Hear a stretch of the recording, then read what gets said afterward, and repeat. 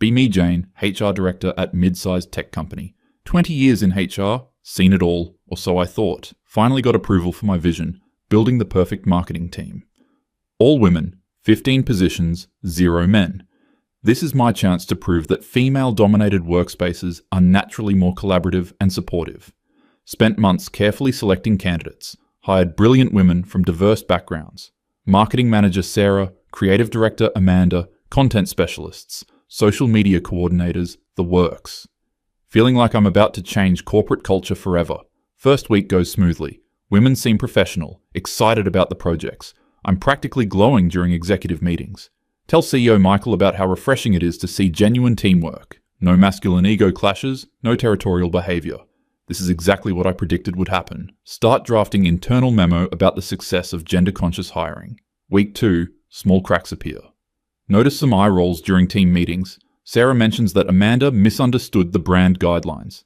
Amanda responds with that smile. You know the one. Too sweet, too wide, doesn't reach the eyes. Brush it off as normal adjustment period. All teams need time to gel, right? Week 3, first bathroom incident. Find marketing coordinator Lisa crying in the women's restroom. Ask what's wrong. She claims, nothing, just stressed. But I catch her looking toward the marketing department with this haunted expression. Mental note to check in with the team later. Probably just deadline pressure. Month 2, the notes start appearing. Passive-aggressive sticky notes on keyboards. Please remember to refill the printer paper when you use the last sheet. Some of us actually care about office supplies. Another one, whoever keeps taking my yogurt from the fridge, karma is real. Find it odd, but figure it's just people establishing boundaries. Healthy communication, even if indirect. Start noticing the lunch groups. Always 3 or 4 women together, never the full team. Sarah, Amanda, and senior copywriter Rachel always sit together. They stop talking when other team members approach. Content manager Beth eats alone at her desk every day. When I suggest team lunches, get enthusiastic agreement, but somehow it never happens. Scheduling conflicts, they claim. Month 3, first formal complaint. Lisa comes to my office, says she feels excluded and undermined. Apparently, Amanda publicly questioned her campaign metrics in front of clients. Amanda's version? Lisa's numbers were wrong, she was just fact-checking. Both women crying by the end of our meeting. Promised to investigate, but honestly, seems like miscommunication. More bathroom tears. Different women each time.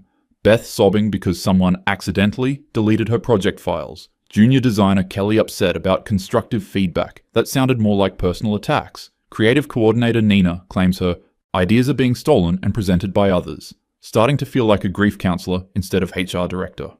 Month 4, the real warfare begins. Walk past marketing department. Notice the hostile subgroups. Sarah's crew sits on one side. Amanda holds court with her followers. Beth and 2 newer hires cluster together defensively. Kelly works in isolation, headphones constantly on. When they have to collaborate, communication happens exclusively through email, even for people sitting 5 feet apart. Witness the most passive-aggressive email chain in corporate history. Subject line, clarification on brand voice guidelines. Sarah sends initial email questioning Amanda's creative direction. Amanda responds with 14 paragraphs explaining why Sarah's marketing strategy lacks sophisticated understanding.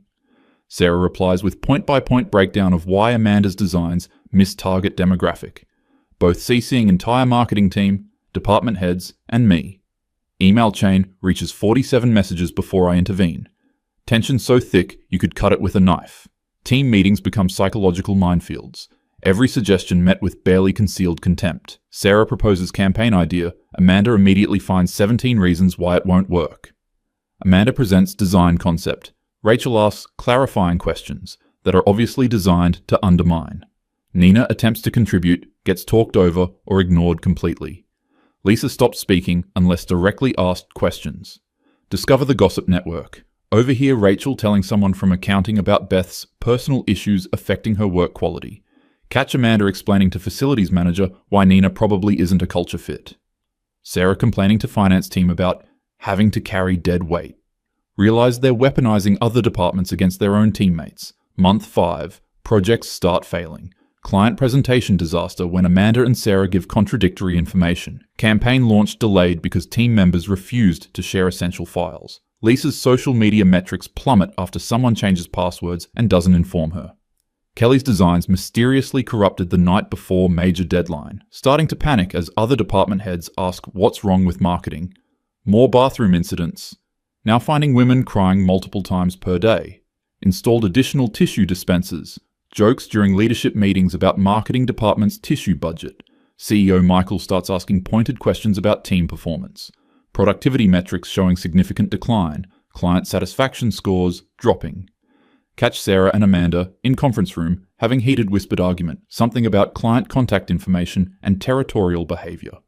They immediately fall silent when they see me. Switch to discussing weekend plans with fake enthusiasm. This behavior spreading throughout entire department. Discover the lunch exclusion. Tactics. Overhear a planning session for team outing. Realize certain team members being deliberately left out of group chat. Beth finds out about bowling night through Instagram posts the next day. Nina excluded from farewell lunch for departing intern. When confronted, always innocent explanations. "Oh, we thought you were busy. Didn't want to overwhelm you with social obligations." Snide comments becoming more frequent and vicious. Amanda loudly commenting on Lisa's interesting fashion choices. Sarah asking Rachel if she's feeling okay, because her skin looks tired. Whispered conversations about Kelly's weight gain. Discussions about Nina's unprofessional accent, creating atmosphere of constant judgment and criticism. Month 6. Complete breakdown of collaboration. Projects requiring teamwork becoming impossible. Information hoarding reaches ridiculous levels. Simple questions met with, "That's not my responsibility." Team members scheduling meetings at identical times to force others to choose sides. Shared drives become battlegrounds over file organization and naming conventions. Witness manipulation tactics that would make Machiavelli proud. Lisa comes to my office sobbing about being bullied. 20 minutes later, Amanda arrives claiming Lisa has been spreading rumors about her. Both present compelling evidence of victimization. Both clearly engaging in psychological warfare. Feeling like I need a degree in detective work to sort through competing narratives. CEO Michael calls me into his office. Client complaints piling up. Other departments avoiding collaboration with marketing. Asks directly if there's leadership problem in the team. Find myself making excuses I don't believe. Promising improvements that seem impossible, start questioning everything I thought I knew. This wasn't supposed to happen. Women are supposed to be naturally more collaborative. Female workspaces should emphasize empathy and communication. Instead, witnessing levels of cruelty that shock me. Psychological manipulation more sophisticated than anything I've seen from men. Month 7, the breaking point. Major client presentation scheduled. Discover team has split into 3 hostile factions. Each group preparing separate presentations, refusing to coordinate or share information. Sarah's group claims Amanda's group is undermining brand consistency. Amanda's group insists Sarah's group lacks creative vision. Beth's smaller faction tries to stay neutral but gets attacked by both sides. Day of presentation arrives. Client confused by contradictory messages. Team members openly disagreeing with each other in front of executives. Amanda corrects Sarah's statistics while Sarah undermines Amanda's design rationale. Client asks direct question about campaign timeline. 3 different answers from 3 different team members. Lose the account. CEO demands immediate meeting. Sits me down with performance metrics showing marketing departments complete. Dysfunction. Client feedback describing team as unprofessional and chaotic. Other department heads reporting hostile interactions. Michael asks if I need help managing the situation. Realize I have no idea how to fix what I created. Emergency team meeting to address issues. Attempt to facilitate honest discussion about communication problems. Instead, witness masterclass in passive-aggressive deflection.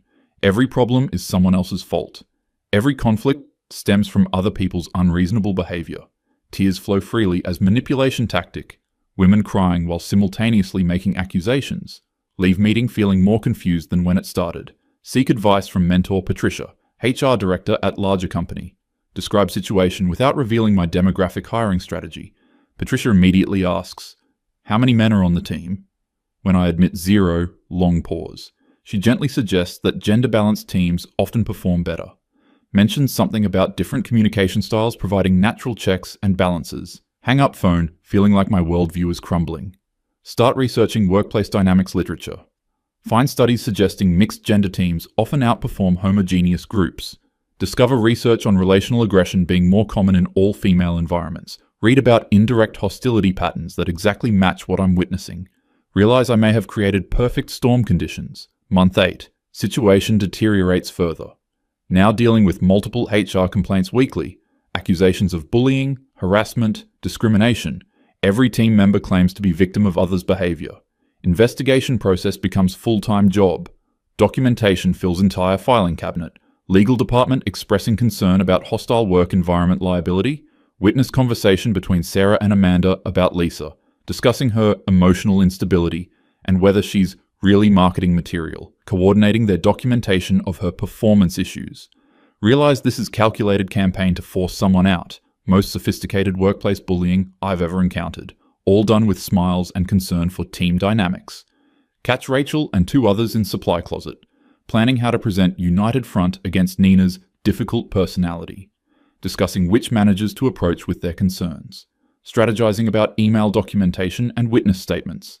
Level of planning and coordination rivals military operation. Disperse quickly when they notice me. Bathroom has become permanent crying station. Installed bench because so many women need place to sit while sobbing.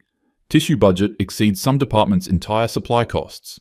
Facilities manager jokes about installing individual therapy rooms. Not funny anymore. Team productivity at all-time low. Missed deadlines becoming routine. Clients expressing concerns about service quality.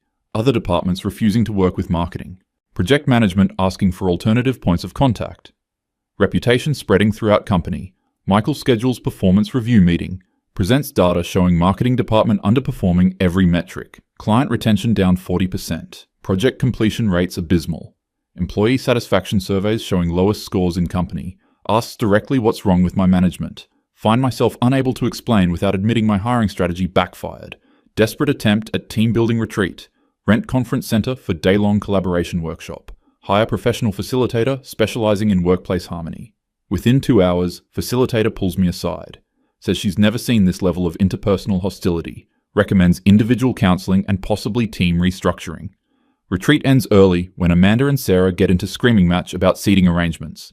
Realize I need to consider bringing in male team members. Thought makes me physically ill. Everything I believed about workplace gender dynamics crumbling. Spent years advocating for female-centered hiring practices. Now facing evidence that my theories don't match reality. Feel like ideological fraud. Research male candidates for marketing positions. Find myself actually hoping masculine energy might restore balance. Thought process feels like betrayal of everything I've stood for. But team is beyond dysfunctional at this point. Something has to change before entire department implodes. Month 9, final straw. Walk into marketing area to find Lisa and Kelly having whispered argument. Apparently someone sent anonymous email to all clients questioning Lisa's competence. IP trace reveals it came from company computers. Investigation narrows down to Amanda's workstation. Amanda claims her computer was compromised. Lisa accuses Amanda directly. Amanda responds with tears and claims of victimization. Same day, discover that Nina's presentation files were deliberately corrupted. Backup files also mysteriously deleted. Important client meeting had to be postponed. Digital forensics reveal systematic sabotage. Multiple team members involved in covering tracks. Realize this is coordinated psychological warfare. Beth comes to my office with resignation letter. Says she can't handle hostile environment anymore. Describes daily anxiety attacks and insomnia. Mentions therapy appointments to cope with workplace stress. When I ask for specifics, provides detailed timeline of harassment. Involves every single other team member. Realize I've created hell on earth. Kelly quits the next week. Then Nina gives notice. Lisa starts missing work due to health issues. Team of 15 down to 11 in 2 weeks. Remaining members seem relieved rather than concerned. Celebrate departures with lunch outings for their core group. CEO calls emergency meeting. Presents ultimatum. Fix marketing department or he'll restructure it himself. Mentions bringing in external management consultant. Suggests complete staff overhaul if necessary. Asks again if I need help with team management. Pride prevents me from admitting total failure. Spend weekend reviewing everything that went wrong. Timeline of escalating hostility. Documentation of manipulation tactics. Evidence of systematic exclusion and psychological abuse. Realize I witnessed most toxic work environment of my career. Environment I created by believing in gender-based hiring. Research workplace aggression patterns again. Find studies on relational violence in female-dominated environments. Discover that indirect aggression often escalates without male presence. Read about social hierarchies and competition dynamics. Everything I'm reading matches exactly what happened. Monday morning, draft proposal for hiring male marketing professionals. Hands shaking as I type recommendation. Feels like admitting complete intellectual defeat, but team needs intervention before total collapse.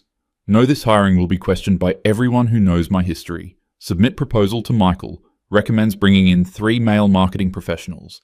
Emphasizes need for different perspective and communication styles. Carefully avoid mentioning that I specifically hired all-female team. Frame it as expanding diverse viewpoints. Michael approves immediately. Seems relieved that I'm taking initiative. Mentions that he was considering suggesting same thing. Asks why I didn't include men in original hiring. Mumbles something about candidate pool limitations. Feel his skeptical look. Begin interviewing male candidates. Surprised by my own relief during conversations. Direct communication style feels refreshing. No hidden agendas or subtext to decode. Straightforward questions get straightforward answers. Realize how exhausting constant emotional navigation has become. Hire 3 male marketing professionals. David as Senior Marketing Analyst, James as Creative Consultant, Marcus as Campaign Coordinator. All have excellent qualifications and experience. More importantly, they seem psychologically stable. Announce new hires to existing team. Interesting mixture of reactions. Some women seem genuinely excited about fresh perspectives. Others clearly view newcomers as threats to established dynamics. Sarah makes comment about changing team chemistry. Amanda questions whether men will understand our collaborative approach. First week with mixed team feels different immediately. Men ask direct questions instead of making passive-aggressive comments. When David disagrees with proposal, he says so clearly and suggests alternatives. No hidden meanings or emotional manipulation. Conflicts addressed head-on rather than festering. Notice women modifying behavior around male colleagues. Backstabbing decreases significantly. Bathroom crying incidents drop to almost 0. Email chains become shorter and more professional. Gossip network still exists, but operates more carefully. Month. 10. Remarkable transformation. Team meetings actually productive. Disagreements resolved through discussion rather than psychological warfare. Project deadlines being met consistently.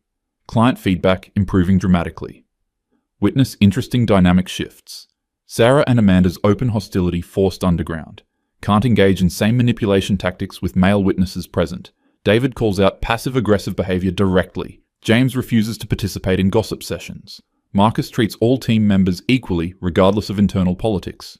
Realize that male presence provides natural check on relational aggression, not because men are superior, but because they communicate differently. Directness prevents build-up of resentment and hidden agendas. Mixed communication styles create healthier team dynamic. Productivity metrics show dramatic improvement. Client satisfaction scores returning to normal levels. Other departments willing to collaborate with marketing again. Employee satisfaction surveys show marked increase. Michael stops asking probing questions about team management. Reflect on everything that happened over past year. Forced to confront uncomfortable truths about my beliefs. Gender-based hiring strategy created exact opposite of intended result. Homogeneous team led to toxic environment. I've never encountered before. Ideological certainty blinded me to obvious warning signs. Most difficult realization, women can be just as cruel and manipulative as any men I've managed. Relational aggression more psychologically damaging than direct confrontation. Indirect hostility harder to address and resolve. Emotional manipulation sophisticated and destructive. Start questioning other assumptions about gender in workplace. Maybe diversity includes cognitive and communication diversity, not just demographics. Perhaps balanced teams perform better because of complementary approaches. Begin wondering how many other progressive policies might backfire. Year later, marketing department functioning smoothly. Mixed team collaborates effectively. Conflicts resolved quickly and professionally. Client relationships strong and growing. Team members report high job satisfaction. Never admitted to anyone that I specifically hired all women initially. Official narrative credits improved performance to team restructuring and fresh perspectives. Michael occasionally makes comments about good hiring decisions. Feel like complete fraud, but team is thriving. Privately acknowledge that my ideological approach nearly destroyed department. Most humbling professional experience of my career. Forced to recognize that reality doesn't conform to theoretical frameworks. Workplace dynamics more complex than gender-based explanations suggest. Still consider myself advocate for women's advancement, but approach now emphasizes individual qualifications over demographic characteristics. Focus on creating inclusive environment rather than exclusionary one. Learned that true equality means hiring best candidates regardless of gender. Sometimes catch myself wondering what would have happened if I'd hired men from beginning. Would team have developed toxic culture at all? Impossible to know, but evidence suggests probably not. Mixed teams seem naturally more stable and productive. Colleagues occasionally ask for advice on diversity hiring, struggle with how to share lessons learned without revealing my failure. Want to warn others against demographic-based hiring, but admitting what happened would destroy my credibility. Late at night, reviewing old documentation from all-female team period, still shocked by level of psychological manipulation I witnessed, sophisticated campaigns of exclusion and harassment, coordination and planning that rivals corporate espionage, behavior that would make serial manipulators proud. Realize I owe apologies to women who quit during toxic period. Beth, Kelly, and Nina suffered an environment I created. My ideological experiment damaged real people's careers and mental health. Guilt keeps me awake some nights. Most painful admission, I became exactly what I always criticized. Discriminated based on gender, just in reverse direction. Created hostile work environment through biased hiring. Prioritized ideology over individual merit and team functionality. Workplace gender dynamics much more nuanced than I believed. Successful teams need cognitive diversity, not demographic uniformity. Best managers focus on skills, personality fit, and collaborative ability. Gender less important than communication style and professional competence. Current marketing team proof that balanced approach works. Men and women collaborate effectively when hired for qualifications. Conflicts resolved professionally, regardless of gender mix, productivity and satisfaction high across all team members. Learned humility about limits of social engineering. Good intentions don't guarantee positive outcomes. Theoretical frameworks often fail in real-world application. Workplace dynamics shaped by complex factors beyond gender alone. 20-year HR career taught me many lessons. But this experience fundamentally changed my approach to management. Now prioritize individual assessment over demographic categories. Focus on creating environments where all employees can thrive. Still believe in supporting women's advancement, but methods now emphasize mentorship, skill development, and fair evaluation, rather than preferential hiring or excluding other groups. True equality requires merit-based decisions and inclusive practices. Final reflection on most challenging year of career. Nearly destroyed department through ideological hiring experiment. Witnessed levels of workplace toxicity that shocked veteran HR professional. Learned that diversity includes diversity of thought and communication styles.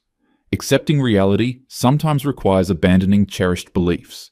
Team continues to thrive under mixed leadership. Clients satisfied with improved service and collaboration.